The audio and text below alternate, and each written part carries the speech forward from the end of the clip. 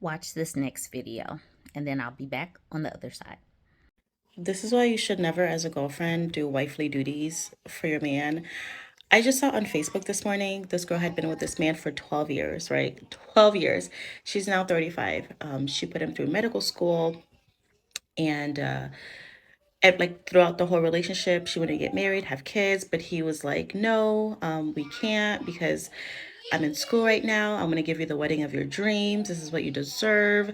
And even when she was like, let's go to the courthouse, and he was like, no, you deserve a big wedding. And even if she was like, she didn't care, and he was just kept on persisting, like, no, you don't deserve that.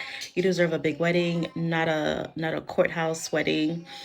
And she wouldn't have kids. She didn't have kids because he wanted to wait until he finished medical school. So all her dreams was put on hold. It's been 12 years. And then she mentioned in a post within that 12 years, he barely took her out on dates. In the beginning, he was taking her on dates, but then within their relationship, they didn't really go out like that because he was in medical school, he was stressed, and she took on the brunt of the bills, housework, all that stuff, right? So like a month ago, he booked a trip for her. Mind you, they don't go on trips the whole time they were together. He never took on trips. So he booked a trip for her and it's a 3 day cruise. And then he was like, you know what, just take this time for yourself. Oh my God. The story is so crazy. He was like, take this time for yourself. Don't worry about calling. Just relax. You deserve it. Relax. So she goes on this trip and she comes back from this 3 day cruise and she's calling him and he didn't pick her up. So she goes home. The house is like crazy. So she's like, what's going on? All of his stuff is gone. So she thinks that they've been robbed. She thinks that they've been robbed. So she's calling him. She can't reach him. And she's calling his family. Nobody's like, so this man ghosted her, but not only that, his entire family ghosted her as well. Like, how it doesn't even feel real, like how a person can do that to somebody you've been with for 12 years and now she's 36 years old and you've just wasted your whole life. She is thinking she's been robbed. Like, bitch, you have been robbed of your youth, your life, your dreams. Like, you have been robbed. But the fact that he didn't even leave the house nice, he didn't even pack nicely. He just left a whole mess for her to clean after ghosting her. Oh my God. Like, what do you do after that? She's like asking, oh my God, what do I do? I'm like, what do you do? Me, I would file a missing persons report. I'd be like, this man is a danger to himself in society. You need to pick him up right now. But it's like after that, what do you do? Like what? Like he's done with medical school. You've been with him for 12 years, holding him down. Like he's that. I I'm still shocked. I only read this a couple minutes ago, and I'm just like, how can a person do that to somebody after 12 years? That's just so. Oh my God.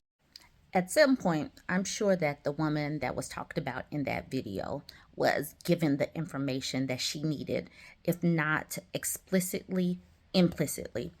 To be with somebody for over a decade and there has been no substantial movement, nothing productive, nothing moving towards your life goals, something in her should have clicked that she should have ended it, but she chose to stay. She was done dirty, but she was an active participant in that relationship. She needed him to end it, but he wasn't going to end it because she had become human capital. She had become a resource for him. And once he got to the point where he was done mining for resources, he discarded her. And this is a lesson that I want us to take. We have been saying that, like, you literally need to know what you want in life. You need to envision where you see yourself as an adult. Not everybody wants to have kids, not everybody wants to be married. Understand what you want in life and who you envision yourself with. This is not to say make fantasies or dream of fairy tales, but really know what you want and embody. And if you get with somebody, ask yourself, are they meeting those needs? Do you see yourself going from point A to point B to point C with that person? And are they hitting the milestones as you go by? If she just had a 12-year relationship and she was fulfilled and she wasn't propping him up and she wasn't being used and that's what she wanted, like she didn't want to get married, she didn't want to have kids, cool.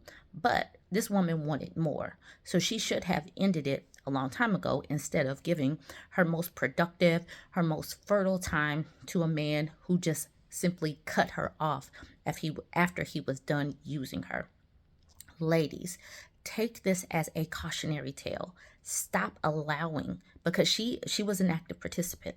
Stop allowing these people to use you for your time, energy, and resources. Have some boundaries.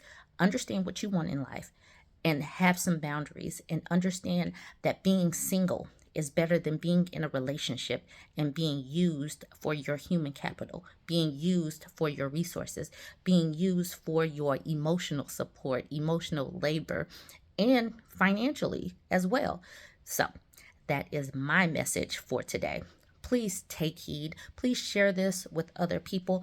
All, a lot of times, some people don't hear it when it comes from someone they love.